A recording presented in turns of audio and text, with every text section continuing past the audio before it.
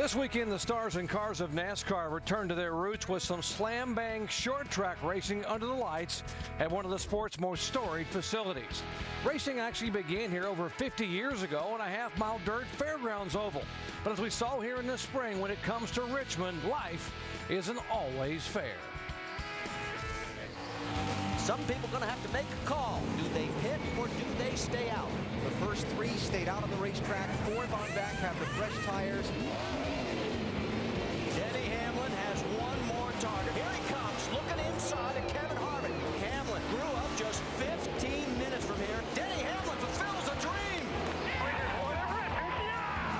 This is my biggest win by far. It just means a lot to finally break through in Richmond.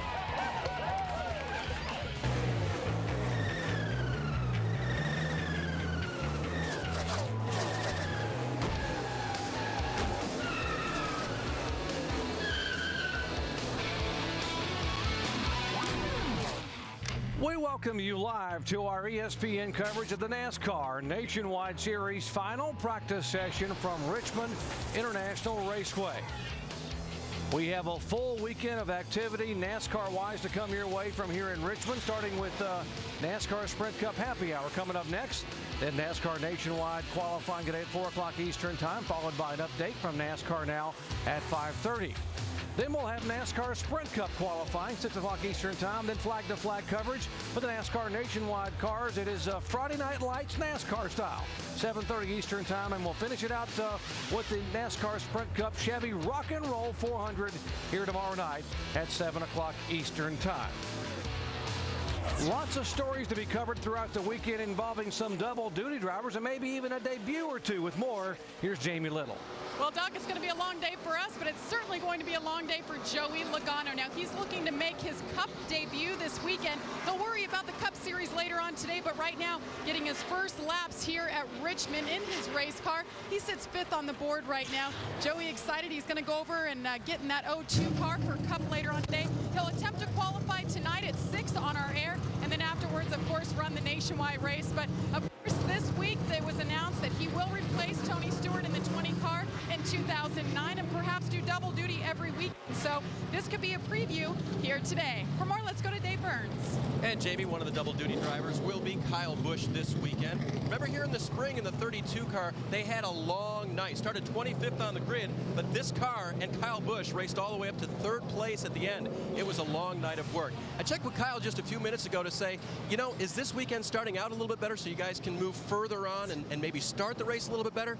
It's actually starting kind of worse. We're really struggling with this race car right now, and last I checked on the board, guys, he was only 28th quick for Kyle Busch, but I'm not too worried.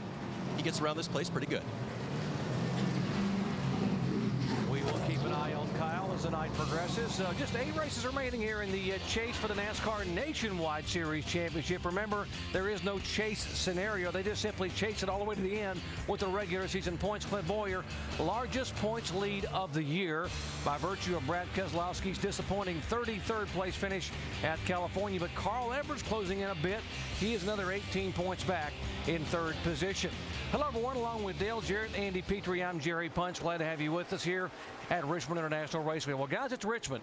Let's see, they practice in the morning, they qualify in the afternoon, and they race at night. How in the world, as a driver and crew chief, do you guys know where to start on setup? Well, the conditions right now in the morning are really close to what they're going to be tonight during the race, so that's a good thing. The guys can really get their cars dialed in. They can get the cars really set up for the race, but boy, when that sun starts getting high in the sky and the track starts getting slicker, that's a little different thing for qualifying. Yeah, I'm not sure that the person that made this schedule had ever qualified a car here in the middle of the afternoon, but it's not ideal condition. You know, you get your car set up for the race, and then all you have are a few adjustments, and you're really going to have to tighten that race car up because this racetrack becomes extremely slick. So they'll be working towards that. But the good thing is they're practicing at a time that's going to be good for them to race. And here's the good news is all you got to worry about maybe is Hurricane Hannah moving in tonight. Now, a lot of the teams are thinking about the fact that this race may start a little bit early, and if you do get weather in and you're racing to halfway, does that adjust your thinking right now at all? Well, I think from a crew chief standpoint, we're going to try to keep that car up front all night. Richmond is one of those places where you really want to keep that track position all the time. You never want to give it up. So, you know, from a strategy point of view, we're going to try to keep that car up front. Yeah, I think from the driver's seat, you may try to go a little bit harder at the beginning than what you normally would, knowing that there is that chance. And they're going to really keep an eye on the radar before this race starts to see exactly what they want to do and then try to work that strategy from there. But, you know, this is a racetrack. It's not that long of a race. You have to go pretty hard all the time because the competition is so close. You mentioned close competition and how appropriate we would look at Kyle Busch, who led just 144 of 150 laps last week at California.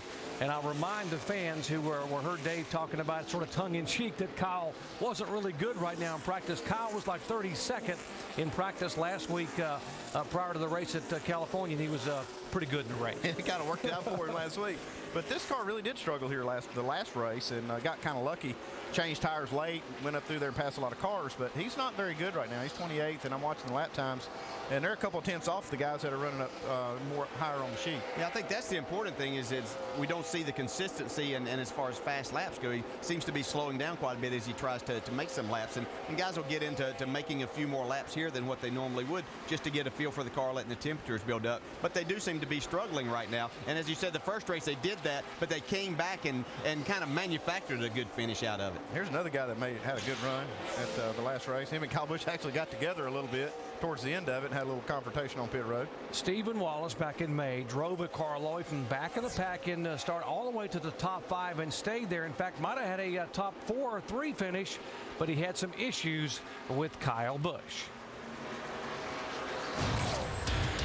Oh, look at the contact. Kyle Busch gets bumped by the 66. When you bump somebody on the straightaway, if you want to play boys games like that, you know, then it's every man for himself. Mess with the bull, you're going to get the horns. If he wants to play those games, he's going to get hurt. But he's just a little girl about it. I don't know. I just think it's pretty bad, you know, when they call drivers introductions, everybody grandstands booze.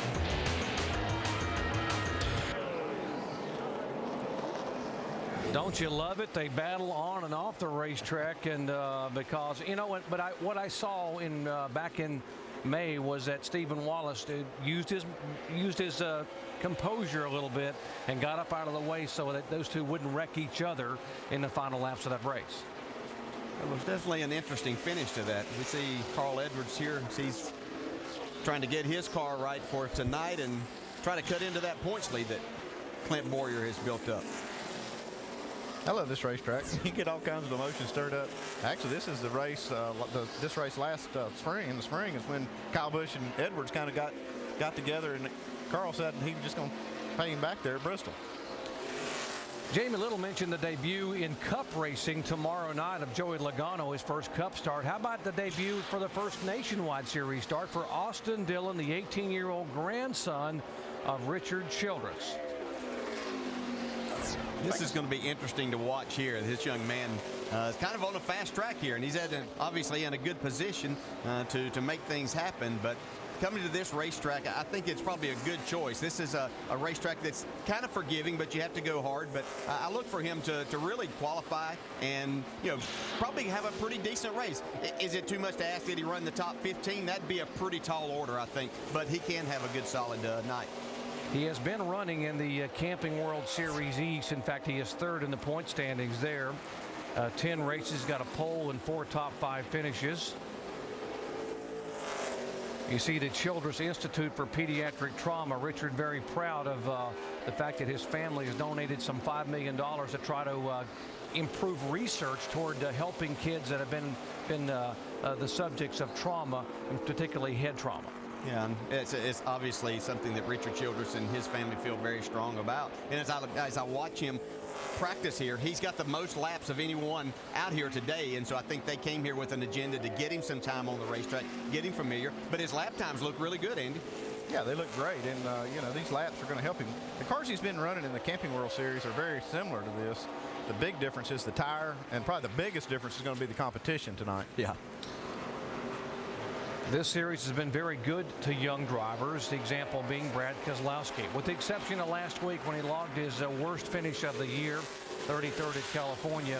This man, what a difference a year makes for him in terms of maturity and just opportunities here in NASCAR. Yeah, looks like he's got the letters rubbed off the right side tires there. It's a sign of usually getting about all there is out there and a little bit more. Yeah, these corners get extremely tight on the exit of 2 and 4, so We see Elliott Sadler making a rare start in this series. Obviously, living not too far from here in Emporia, this is a night that he would like to make some fun things happen and get to victory lane. I know it means a lot to him. He almost had a victory here a couple of years ago and got pushed out of the way a little bit right at the end of it, but they've actually been struggling here. They're 29th on the chart. Elliott making only his 4th start of the year. He qualified 4th in his last outing in the Nationwide Series at Bristol. Was caught up in an accident and ended up getting a 21st place finish. This is a happy hour for the NASCAR Nationwide Series. Final practice session. There is the 20 car for Joey Logano. What do you think is going through this young man's mind, knowing that as of today, this weekend, he becomes a double duty guy almost full time in NASCAR? Well, he's on the fast track for sure, and you know, nothing this guy does really surprises me, so I'm sure he's going to have a good weekend. Yeah, I can't remember back to when I was 18, so I can't imagine what he's thinking, but and wasn't in that position. It's just amazing that how fast. You said a fast track, and I don't know that we've ever seen anyone. I mean, Kyle Busch came along rather quickly, I thought, but this is an opportunity that I don't think anyone else has ever gotten in this series and then on to the Cup Series. So, but he's shown that he's able to make the most of it. First time here, but he hasn't had any problems anywhere else that he's been for the first time. He's adapted really quickly. His schedule in Cup, by the way, for the remainder of the year will be Cup here, Cup at Atlanta in the Joe Gibbs car, and 5 starts in the 96 car in Cup. Here are the double duty drivers that are running both Nationwide and Sprint Cup for the weekend. You see the full-time boys, 4 of them that are running all races, all 35 here and all 36 in NASCAR Cup.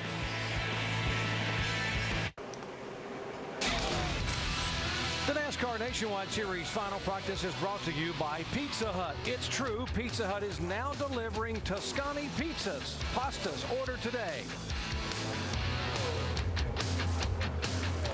There's a 38 car just a moment ago. Issues for Jason Leffler in his Toyota. Let's show you what happened to Jason. Trying to find that edge right here, and he kind of steps over, doesn't he? Yeah, it looked like he got in the gas really hard, and it's just you don't ever feel like you're in control until you get up here about halfway down this front straightaway a lot of times. Yeah, he gets in it real hard trying to see if he's got a little grip, and he doesn't have it. Front had good grip, just not quite enough in the rear. On board the 16 car, Greg Biffle taking a look at Leffler's spin. See, he's well off the corner right there when that car turns around. I think for Biffle, as you have him here where you've got great brakes, so you got plenty of time to get stopped when something like that happens. Dave? And guys, Jason pulling it into the garage with obviously a very loose race car. They're talking about putting it up on scales, checking everything over, and just making sure they know what they've got. This set of tires, by the way, they won't use again. They'll just use it on the scales, take them off, and go to another practice set. DJ, not a lot of drive in the left rear was another comment. What would you be meaning by that? Yeah, that's you're looking to get that left rear hooked up. A lot of times on these shorter tracks, you want a feeling that you can feel the car drive from that left rear. You know, as much as you try to drive off the right rear with the car making it loose, you need that drive off the corner. So they'll be looking to either put some wedge in the car, Andy, or maybe a little more left rear spring. Yeah, that's it. You try to maybe even lower the track bar. There's a lot of ways to try to really shift that weight over to the left rear off the corner. There's a trade-off, though. If you get too much drive off the left rear, you got the car tight through the middle, and that's the balance that you're chasing all the time.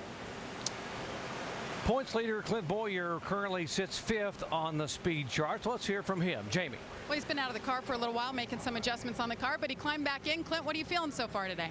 It's just a little tight roll in the center. We're working on it, gaining on the front end a little bit. Needed it to turn a little bit better for me, but you know, it comes to a point where you got to give up on the front end, start pulling the rear end out of the track a little bit, and that's what we're doing. Wimmer over there has been a little bit faster on the long run on tires than I am, so trying to learn off of them a little bit and see how it is. Points lead right now, 204 points, the most you've had all year. Does that give you a little more cushion, do you feel?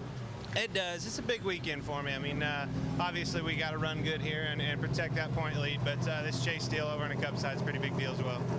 Certainly a big weekend for Clint Bowyer, but he's not bad here at Richmond, guys. Indeed, he is not. He won here last spring, Jamie. You heard him talking about long runs and about the different scenarios and different agendas. Let's check in with our Tim Brewer and understand what the long runs are about.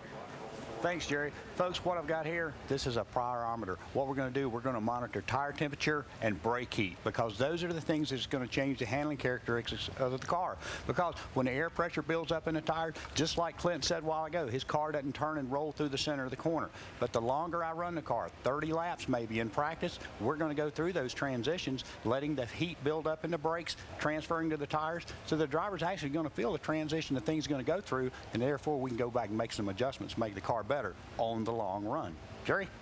Thanks, Tim. DJ, how did you feel? I know some drivers over the years like to do a lot of sequential short runs. I know Rusty liked a lot of short runs, and I know you and maybe Mark Martin, some of the guys like to go out and have the longer runs in practice. Yeah, I know that when I was at Robert Yates Racing in particular, that Todd Parrott and Robert Yates really like to see. I don't know where Robert Yates came up with the number 17 laps, but that's what he liked to see. You know, if we could make that, we needed to run 17 laps, and so that's what we did a lot of times. And it may have been, you know, going on to 20 or 25, but it's important that you do that. And I always like, too, Tim was talking about taking those temperatures, and I like to tell them what I thought the car was doing first and see if it might come close to matching up to that. Yeah, before you look at the tire temps and just see if you agree. But the one thing is that I've always done as a strategy is I want my driver to go out there and run as many laps as it takes to find something wrong with the car so I can work on it. And sometimes that's 5 laps, sometimes it's 2 laps, sometimes it's 25 laps. But whatever that takes, if the car's good, keep running until you find something wrong, bring it in, we'll work on it. More of the NASCAR Nationwide cars headed back out. Now, one of the drivers has been very good in this practice section. Mike Wallace standing by with Dave. He has been, Doc, and now we have to get more information, though, as we've been talking about long runs, short runs, qualifying runs, etc. That number on the board, is that a good race run number? That was a legitimate race run number. It was right out of the box this morning. You know, this racetrack changes a lot heat-wise, and cars driving very well. I mean, you can tell everybody's slowing down 3 to 4 tenths. You know, we run a 10-lap run at the length. I think we got about 40 laps on our tires right now, and car's really good. Geico's Toyota Camry's turning really well at the bottom of the corner, and just watching all these clouds rolling in. It was nice and beautiful here when we first started, and got to get this race in tonight. I'm going to the truck race after this race tonight in St. Louis tomorrow, so hopefully nothing will go wrong. You know, we've all got something to do, don't we, Doc? And when we hope we get this race in completion tonight. We certainly do. By the way, Mike going to watch his daughter Chrissy run in the NASCAR Truck Series event in Gateway, providing weather permitting. And he is, as we mentioned, he is 4th overall on the speed chart right now. Well, the guy they're chasing in terms of speed, or had been chasing, was this 5 car, Landon Castle, the 19-year-old, driving for Dale Earnhardt Jr. and Rick Henry. Let's listen to his radio. That felt pretty decent. It drove nice, you know, nice and soft. It just not hard to drive, you know. I was nice and easy getting in the corners. I felt the nose drop a little better. I never really got loose in, you know. I never drove it hard enough to make it loose in, but before, you know, I kind of had my hands full just doing that. So that's an entry, you know. We felt the nose get down, get to the center, a little snug, but again, I felt the nose get down. It felt like it committed to the nose get down a little bit better. That's pretty good information there, Andy, from a young driver given to his crew chief. It really is. I mean, he's dissecting the whole racetrack very calmly, not out of breath. Yeah, that's always a good sign. So that's good stuff. They are very high on this young man. It didn't feel like it helped me, and I don't want to say it hurt me, but the car didn't drive as consistent that time. I stood for your lap times a little bit all over. I stood with him in the garage last week when they had Jimmy Johnson in this car in the Nationwide Series, and he stood there with the radio on and listened to everything, just soaking up everything that Jimmy Johnson could say about the car. So although he wasn't driving the car, he was a sponge trying to get as much information as he could from the experienced drivers and people that are a part of this team. Here's a guy that's got to be smiling a little bit for 2 reasons. Brian Clausen is back in the car for Chip Ganassi in the Dodge, and the other reason is he probably read like we did that Dario Franchitti, the guy he's been sharing the car with, is going back full-time to IndyCar racing. That's going to get Brian quite a few more starts now. This guy here has shown some potential for sure. Sure has. He doesn't have a lot of experience in these cars, but whenever he's run, he's done a really exceptional job out there racing these guys and learning the racetracks in the cars. And, of course, having Brad Parrott as your crew chief, I think, helps things a lot, too. It kind of speeds up that process because he brings a good car to the track for you from the beginning. Brian Clausen has run 15 races thus far this year. He has been the top finishing rookie 5 times With the best finish of 5th at Kentucky, he was the highest finishing rookie, 18th at California a week ago. And folks, he is just 2 points back of Landon Castle in the Robustus Rookie of the Year standings. We will set the stage for the chase to the Sprint Cup with our coverage of the NASCAR Sprint Cup Series Chevy Rock and Roll 400 here at Richmond on ABC tomorrow night, 7 o'clock Eastern Time. Clint Bowyer won here in May after starting way back in 31st position, the worst ever starting spot of a Richmond winner. Folks, there have been 14 different winners. The last 14 Richmond fall races should be a good one to watch. NASCAR Nationwide Series practice and a milestone of sorts for Jason Keller, making his 450th career start in this series. Dave? And just checking in with his crew, asking how the driver's feeling about the race car. Pretty good right now, fairly balanced, just a little bit loose right now for Jason. And I don't think they're too worried about him sort of understanding this whole thing. 450 starts, as you mentioned, this night. And if the driver's comfortable, I'd say race it. Keep it in the lead lap and see what you got. Yeah, he's one of 8 different winners we have in the field. It should be in the field tonight, having won here in 2002.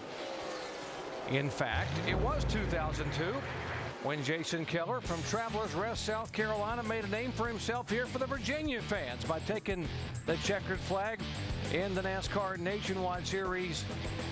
A 250 lapper. He says, boy, I'd love to relive that moment here and get my first win for these owners here, Tony and Brian Mullen.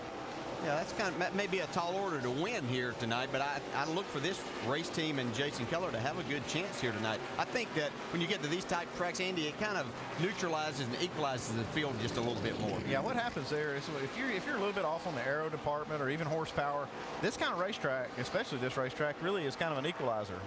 You can run well even when your program is not at the very top of say an aero program or horsepower.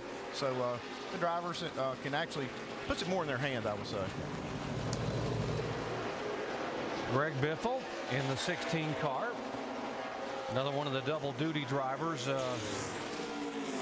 Very good on the short tracks, and he was a lot of fun to watch and listen to last week in California as he was trying to hustle his car down to catch Jimmy Johnson in the NASCAR Sprint Cup race. Yeah, he had a great run there on Sunday and assured himself as long as he starts tomorrow night that he's going to be in the chase. He's always fun to watch here, I think, because this is a racetrack that you see everybody kind of letting it hang out off the corners, but Greg can take that to another extreme sometime. Greg Zipadelli here, the veteran crew chief who will be remaining with Joe Gibbs Racing, has been there for over a decade. In fact, this will be his 11th year. He will be the crew chief for Joey Logano when he takes over the 20 car full-time in 2009 for Tony Stewart. This is good right here for both of these guys to get to know each other a little bit. No pressure. They're, Zippy's just over there checking out, see what's going on, but he can kind of get to know Joey a little bit, and the way he talks about his race car, that's going to come in handy for him later when these guys start working together.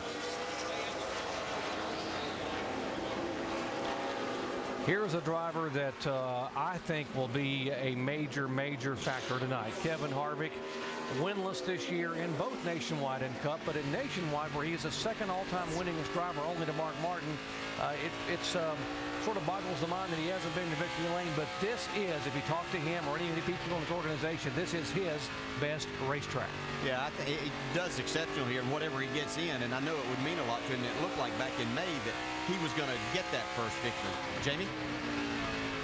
DJ, you're right. He was so close. And if you remember back, that 18 car pitted with 20 laps to go. Kevin Harvick, of course, stayed out with the rest of the field, and it cost him the race. He ended up second, but he's back for vengeance. He's won here 4 times, and I just talked to him, and he told me basically they've changed everything on the car since the beginning of practice to right now. They made a track bar adjustment, wedge, spring. So now he's just getting back out on the track. He was in the garage here for about 30 minutes. So we'll see if that helps him out. He was 12th before he rolled back out this time. He's got about the least amount of laps on the board of anybody, so they have spent a lot of time in the garage area. That's surprising to me that they wouldn't have had a better starting setup, that they had to make that many changes. Yeah, it makes you wonder if things have evolved that much since they were just here. Maybe we know things change in a hurry here, but the other thing, Andy, with these cars and the type setups that they run, when they go to making that many changes, it takes a while to do all of that, doesn't it? It does, because you have to put it up on scales. There's a lot of things you got to, so many details in the setup. And if you miss one by just a little bit, you might as well not change anything. And remember, they've been rotating crew chiefs here in that 33 car because they let some of the crew chief go early in the year, and they've had Ernie Cope and Rick Wren. This weekend they got the car chief, Jason Meeks. So that's got to put a little bit of a fly in the ointment as far as getting the car ready. Yeah, and that's the biggest difference between now and the race earlier in the year is they do have a new crew chief, and trying to get to know each other there and figure out this setup is it's always just a process of getting to know each other. Yeah, and I think, Kevin looked so strong early in the year, like he was going to get that first victory, and then they started having some of these changes, and you have to wonder if that hasn't taken its toll and kept them out of victory lane to this point. Kevin Harvick is as good and aggressive as you'd ever want to see out of a race driver on a short track like Richmond or Bristol and Martinsville. Little wonder when you ask him who his hero is, he would tell you it's a man we all admire.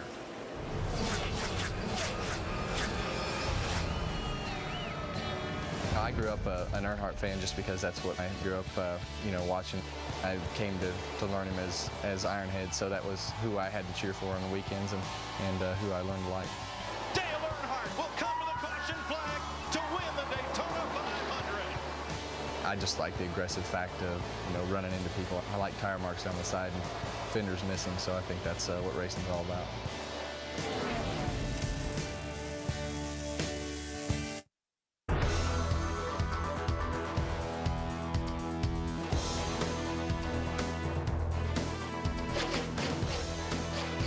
I think it's just a perfect racetrack. For a short track, it has more passing spots than any other racetrack that we go to. It's still high speed, but it's short enough that you can still really get racing close. You can still rub and beat and bang and gouge on each other. 3/4 miles is short track racing at its best. Richmond International Raceway, site of NASCAR Nationwide Series practice. NASCAR Sprint Cup practice coming up here momentarily. And there is reigning series champion Carl Edwards. Hear these guys talk about how much they enjoy this racetrack. It gives them a little bit of everything, and I think more than anything, it just gives you that short track feel where you can race. And you heard Denny Hamlin say that has more passing spots than about any other short track that we go to. I heard one of them say it's a perfect racetrack, and it is. It really is a perfect track. It's got the D-shaped front straightaway. It's got a tight turn 2, and the turn 4 opens up. It's just so many different things. For those of us that are old enough to remember the track that was originally here, that's not so perfect. It was a long way from this. They definitely made a huge improvement. They actually, as you look at Mike Bliss here, who will be our in-race reporter tonight, we'll be visiting Mike and riding along with him. If you'd like to ask a question, by the way, you can log on to ESPN.com, keyword Ask the Driver, have your question answered by Mike. We will possibly pick one of your questions, and then Dale Jarrett will ask one of his. Just commenting on what you said about this racetrack, built in 1953 as a half-mile dirt track. But this track actually expanded to its current configuration in 1988 to a 3/4 mile, and they've added it and just made it a gorgeous facility now, seating well over 100,000 fans. What's so cool about it is they ran the first race in 1988 on the short half mile, and Paul Sawyer cranked up the bulldozers and tore it down and built a new track before they came back in the fall. Nationwide practice ongoing, but a lot of these drivers have news involving the Cup Series, including David Stremme there in the 64 car. And no accident, you see Penske truck rental on the hood of that car. The announcement made this week that David Stremme would be driving the 12 car for the NASCAR Sprint Cup season starting in 2009 for Roger Penske. Yeah, now you know the rest of the story. Yeah, I think an excellent choice by them and a great opportunity for David to get back into the Cup Series full time. I really look for him to do well. This qualifying run right here, he's got all the tape on the grill. Let's see what he's got. This is one of the first cars we've seen make qualifying runs. Most of the guys' fast laps were right off the bat when they went out this morning. You talk to David Stremme, he talks about getting a chance to get in this car for Rusty Wallace. He said, Rusty gave me a chance to get my career back in line. He says, I've had 2 second-place finishes. I would love to be able to give Rusty and this team a win before I head back to Cup. Yeah, there's a lot of people, drivers out there that have had to have that second time to do that and get that second opportunity. Let's see what David can do right here. Yeah, jumped up to 7th on that first lap. Generally, the second lap here is going to be a little quicker, isn't it, Andy? Yeah, they should pick up just a little bit. Short tracks seem to do that, and this being one of those, I think he might be able to pick up just a little bit on the second lap. Have a little traffic in front of him, but it will not impair or impede his progress here on lap number 2. He doesn't pick it up from his morning run, but I think that traffic does actually hurt you just a little bit because you get some air off those cars, and that's a distraction sometimes for the driver. I think it's as much a distraction as anything because you look out there and it's hard to judge just how fast that car is going as you start to catch him sometimes, and you wonder if it's going to get, and then sometimes it's easy to miss your marks. We see Joey Logano out on the racetrack. I believe he's on qualifying type effort here too. He's run 67 laps in this practice session, so he's just went to the top of the chart too. Remember, Joey did not race here back in May. He was not eligible until his 18th birthday, which didn't take place until the end of the month of May. Yeah, that's pretty good lap time because it's heated up quite a bit in almost 2 hours of practice here now. So that's pretty impressive time. He's a pretty quick learner, wouldn't you say? Yeah, we've seen that. Yeah. Pretty car this week, too. Driver who won here back in the spring, Denny Hamlin, was actually in the 20 car in the 18 here tonight. Dave? Let's see, Doc. This is the 18 car, and they all drive Toyotas, and their other teammates driving for Braun Racing. I got my scorecard. I'm just updating it from what you just said, so thanks. Hey, this car is brand new. It's not the 20 car that he won with here in May, so he's got a new piece underneath him, and so far it's been pretty good. Just talked with Mike Sidley, the crew chief, this weekend for Denny, and he says driver's comfortable with it. We'll see what he does with these numbers, guys. He does such a great job getting around this racetrack. You know, it means a lot to him, but he really has a great feel. I know talking to Mike Ford that Denny really just has a really good feel, and he's gone to the top of the chart there, 21.82. That's about 0.08 of a second faster than what Joey Logano, his teammate, just ran. In case you missed our flashback, he won this race here in the spring, and this racetrack is only about 15 minutes from his boyhood home in Chesterfield, Virginia, and he was very emotional when he climbed out of the car to win it. Let's check in with Jamie. Well, guys, you see Joey Logano just crawled out of his car. He's running to his rookie orientation meeting for his first Cup race this weekend. So maybe, DJ, you can elaborate. What exactly do they talk about in these rookie meetings with the drivers? Yeah, most of the things that they talk about are just making yourself familiar with the surroundings, you know, where the pit road is and how to go, how you exit out of there, and then how you go up onto the racetrack, and just being mindful of the other competitors since it is your first time. So it's not a long, drawn-out thing, but they just want to make sure that the drivers have gotten themselves familiar with everything going on. They'll even point out where the caution lights are around here. So it's an interesting little deal that the rookies have to go through, but it's just good information for them as long as they're paying attention, and I'm sure that Joey was or will be.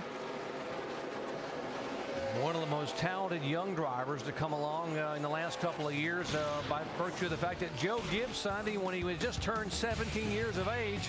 At the age of 18, he comes in the NASCAR Nationwide Series. Those are the numbers: a pole, a win, and oh my, 8 top 10 finishes in just 11 starts this year. Back with more from Richmond in just a moment. We invite you to join us for live coverage of the NASCAR Sprint Cup Series Chevy Rock and Roll 400 here at Richmond on ABC tomorrow night at 7 o'clock Eastern Time. Clint Bowyer, who won here back in May, trying to hang on to that 12th and final transfer spot in the chase. We will set the chase of 12 drivers who will compete for the 2008 NASCAR Sprint Cup title. Here's the 70 car, and that is Mark Green out of Owensboro, Kentucky, the 49-year-old driver, and qualified very well. 4th back here in May, and running awfully well in this practice session. Yeah, he's run a lot of laps, and his car looks like he's handling pretty well for him. He's on about a 5-lap run here so far as he's come back out on the racetrack. But Mark is a good race driver. Just never got the attention, really, and the opportunities that his brothers did in this sport. But right now, he's the only one driving in the sport so far. Yeah, he is. He's a great short track driver, too. Every time we come to a track like, you know, Richmond or even Bristol, he's always one of those guys to show up top. Yeah, it'd be great to see him have a nice run here tonight. I did some testing with him last year, and man, he has a really good feel for the race car. His brothers you're talking about, Jeff and David Green, both won NASCAR Nationwide Series titles. David, the older brother, Jeff, the younger. Mark is the middle. running a limited schedule with a 5th place finish this year to his credit at Talladega. Here's the 29 car, Scott Wimmer. We noted last week that he was notified he would not be back with Richard Childress Racing in 2009. This car will actually be shared next year by Jeff Burton and Stephen Light. What a great job Scott Wimmer's done for Richard Childress, too. He's got a win this year and just so solid. He just, I think he's been a big part of them building this operation to what it is.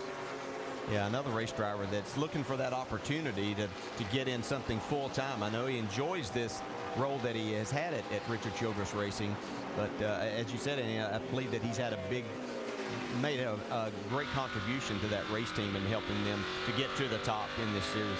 And he won a race this year for Richard Childress at Nashville, driving the 29 car. So obviously Scott looking for opportunities for 2009, and there should be a number of them out there. The question is, where do you go? And we see here, too, he's second fastest on the average. And we heard Clint Bowyer talking about how he was better in the long runs than he was, and they were kind of copying some of his setup. So looks pretty good for Scott tonight. Showed you the 88 car early in this session. He had some scrapes on the right side, and what's the term we use where he white-walled the white wall on the right side of that tire, right rear tire?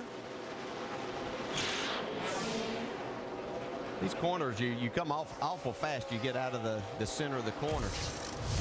And turn 2 is extremely tight end. You've driven here, and you know that wall comes up in a hurry. Yeah, it came up real quick for me. I tore my car all to pieces first time up here, but it's so different. It seems like two different racetracks when you come off turn 2 versus turn 4, because turn 4 opens up so broadly on that D-shaped straightaway. But turn 2 is a whole different animal. Yeah. There's a little more room over there now that Brad's been by there once, so scraped off just a little bit of the paint. At least a coat of paint, maybe. Updates you on Austin Dillon, the 18-year-old, currently being shown 17th on the speed charts. Dave. And I just checked in with his crew chief, the veteran Shane Wilson, working with this youngster. He said, we're pretty happy right now. He's got a good balance on the race car. The driver has not complained. He's just gone out there and run his laps. And I think, obviously the speed, they'd like to be a little bit better. But gosh, for what he's jumping into here, not a bad run so far for the 21 group. And he has a crew chief. I know he's got a veteran crew chief there with Shane, but when you're developing a young driver, what's the key? What's the most important thing you do as a crew chief to get him comfortable the first time out? Well, the biggest thing is just try not to put too much pressure on him and get him out there to run a lot of laps. And that's what they've done today. They've had Austin out there running a lot of laps in a row and, just getting comfortable with the car and then making sure that he actually does feel what he's saying. And that's why you want to run a lot of laps, because he might go out there and run 4 or 5 laps and say, well, it's a little bit loose here or there. And then you say, well, run some more. Next thing you know, you're all of a sudden you're tight in that same spot. So Shane Wilson's a great crew chief and a lot of experience. Shane was a major part of the 6 wins last year that Kevin Harvick had in the 21 car, and of course 9 wins in that car the year before. Dave. Hey, Doc, I also checked with Shane to see if Dad, Mike Dillon, was spotting for his son, and he laughed. He said, I know he's not spotting for Austin. I'm not sure if he's spotting for anyone else this weekend on the nationwide side, but I know he's really trying to play the role of dad this weekend. And for a guy like Mike, who has worked in this industry a long time, I know it's a proud moment to see his kid out here. It's all about the family here in NASCAR. Richard Childress' grandson, of course, his son-in-law, Mike Dillon, who's also vice president of RCR, and this is his son that's in the car. So wow, now 3 generations of race car drivers all coming together to watch this young man make his debut here in the NASCAR Nationwide Series at Richmond, Virginia. Practice ongoing for the NASCAR Nationwide cars. Denny Hamlin, who won it here back in May, is atop the speed charts. Joey Logano is second. Landon Castle. Just a little bit snug in the center, but I don't know. What's a good time right now? Hamlin top 82. You're in at 91. Logano ran at 90. You guys are the fastest 3 that mocked up. Keeping Carl Edwards abreast of the fact that he currently is 4th overall of the 44 cars that have been on the racetrack.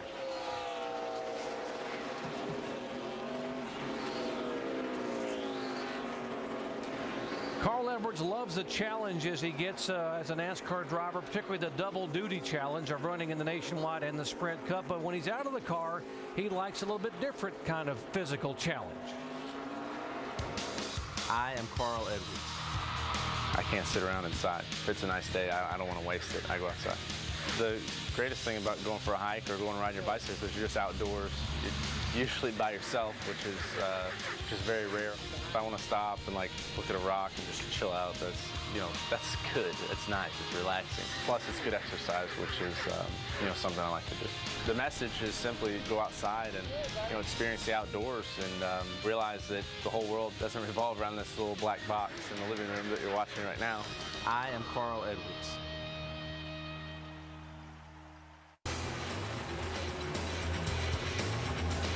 NASCAR Nationwide Series practice at Richmond ongoing. Denny Hamlin atop the speed charts. He won the race here back in the spring. You see the young Joey Logano making his debut here in both the Nationwide and the Sprint Cup at Richmond. He has never run this racetrack. 19-year-old Landon Castle. So the youth moving up at the front. There's Carl Edwards, 4th overall. Mike Wallace, we talked to him early in the show.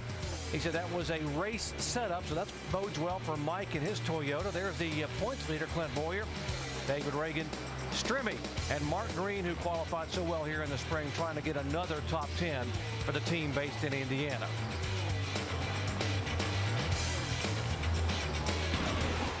We talk about drivers coming here and making a name for himself, and although Josh Wise hasn't been able to run but 12 races this year, in the limited amount of time he's had on the racetrack, he has impressed quite a few people. Yeah, this guy has a lot of talent, and he was a driver for Tony Stewart and then came over to Michael Waltrip Racing. I've tested with him. He really has a good feel, knows how to go fast, just looking for that right opportunity, and he's for Michael Waltrip Racing this weekend. He's been driving the 22 car. Jamie, you've got more?